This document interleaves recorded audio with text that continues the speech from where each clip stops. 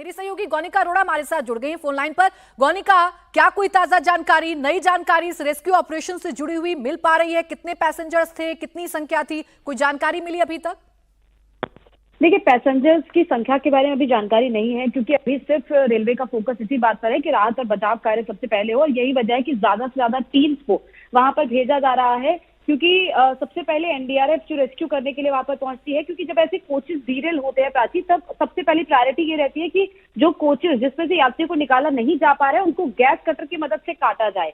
और यही वजह है कि गैस कटर वहां पर लाए गए हैं, और उन गैस कटर की मदद से जो लोहे के क्यूबिक बने हुए कोचेस है, बहुत मजबूत कोचेस होते हैं, उनको सबसे पहले काटकर उन यात्रियों को निकाला जाएगा, या फिर जो कैजुअलिटी हुई है, जिनकी डेड बॉडीज इस वक्त अंदर है, उनको निकाला जाएगा। क्योंकि 3 कोचेस सबसे ज्यादा इंपैक्ट हुए हैं, उसमें 2 कोचेस ऐसे हैं जो डीरेल हो गए और 1 कोच ऐसा है जो मालगाड़ी के इंजन के ऊपर हवा में लटका हुआ, अभी भी हवा में खड़ा है। उसको अब क्रेन वहां पर लाई जाएगी, क्रेन की मदद से उस कोच को भी नीचे उतारा जाएगा। हालांकि वो कोच जो फिलहाल देखने में लग रहा है कुछ पार्सल कोच लग रहा है। ऐसे में पार्सल कोच में क्या कोई था या सिर्फ पार्सल थे, इसकी अभी पूरी तरीके से जांच होगी वहां पर जो टीम पहुंची है। साथ ही साथ रेल मंत्री ने इस पूरे मामले पर संज्ञान ले लिया है, उनकी तरफ से भी ऑफिशियल इस पूरे मामले पर दुख जताया गया। साथ ही साथ वो पूरी निगरानी इस पर रख रहे हैं, और लगातार वहां जो जानकारी मिल रही है रेलवे की तरफ से, जो ऑफिशियल आंकड़ा फिलहाल दिया गया था वो 2 का दिया गया था, लेकिन अब वो आंकड़ा बढ़कर 5 हो गया है। ये आंकड़ा और भी बढ़ सकता है, क्योंकि अभी भी जो डीरेल हुए कोच हैं उसमें अभी भी यात्री फंसे हुए हैं, उनको अभी निकालने का काम जारी है।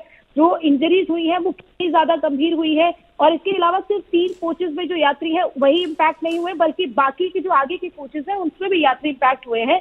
उसमें भी, क्योंकि ये रेयर कोलिजन है, पीछे से हिट हुआ है उस ट्रेन को, ऐसे में जो यात्री आगे के कोचेस में बैठे हैं उनको भी जाहिर तौर पर चोटें लगी होंगी, कोई आगे की तरफ पुश हुआ होगा। ऐसे में किसी ना किसी को चोट जरूर इस पूरे मामले में लगी होगी जो आगे के कोचेस में यात्री बैठे हैं। हालांकि पीछे के जो कोचेस दिखाई दे रहे हैं जो डीरेल हुए हैं वो जनरल कोचेस दिखाई दे रहे हैं। ऐसे में उन जो एसी कोचेस रहते हैं उनमें कांच तोड़कर निकाला जा सकता है, लेकिन जो पीछे जनरल कोचेस रहते हैं उनमें गैस कटर की मदद से उनको काटना पड़ता है, और यही वजह है कि काम में थोड़ा सा ठीक है गौनिका, यही तो चुनौती है, और इन्हीं चुनौतियों को पार किया जा रहा है, इन्हीं चुनौतियों को पार करके लोगों को बाहर निकाला जा रहा है। अभी तक 5 कैजुअलिटी की जो खबर है वो मिल रही है। अनामिका, आपके पास क्या जानकारी है? कितनी टीमें रेस्क्यू की मौके पर मौजूद हैं? क्या स्थिति है, क्या कठिनाई सामने आ रही है रेस्क्यू दलों के सामने?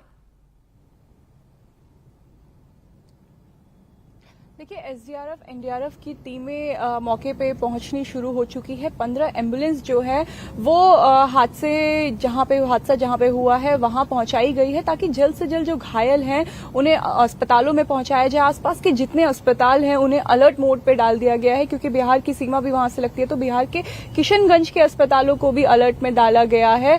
और ये जो जैसे ही हादसा हुआ था, बताया जा रहा है कि 9:10 में ये हादसा हुआ था, जब कंचनजंगा एक्सप्रेस जो पटरी पे खड़ी थी, पीछे से मालगाड़ी आती है, टकराती है, और उसके बाद ये जो भीषण रेल दुर्घटना है ये होती है। ऐसे में जो आखिरी के 2 कोच थे वो पैसेंजर कोच थे, जिसमें कई यात्री बैठे हुए थे, यात्रा कर रहे थे, वो इसमें घायल हुए। 5 की मौत की अभी तक सूचना आई है, और ये बताया जा रहा है कि जो मालगाड़ी का लोको ड्राइवर था उसकी भी इसमें मौत हो चुकी है। हालांकि अभी ये आंकड़ा और बढ़ सकता है, क्योंकि घायलों की संख्या भी 20 से 25 बताई जा रही है।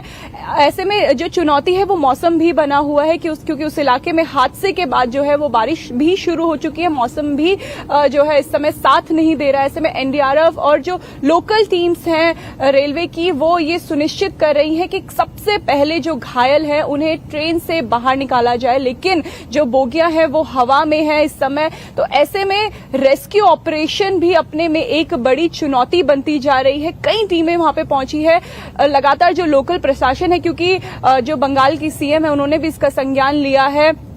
ऐसे में रेलवे मंत्री अश्विनी वैष्णव ने भी ये कहा है कि एसडीआरएफ और एनडीआरएफ की टीमें लगातार जो है वो रेस्क्यू ऑपरेशन को आगे बढ़ा रही है, और इस घटना के लिए एक वॉर रूम बनाया जा रहा है, जहां से रेल मंत्री खुद इस घटना का पूरा संज्ञान ले रहे हैं।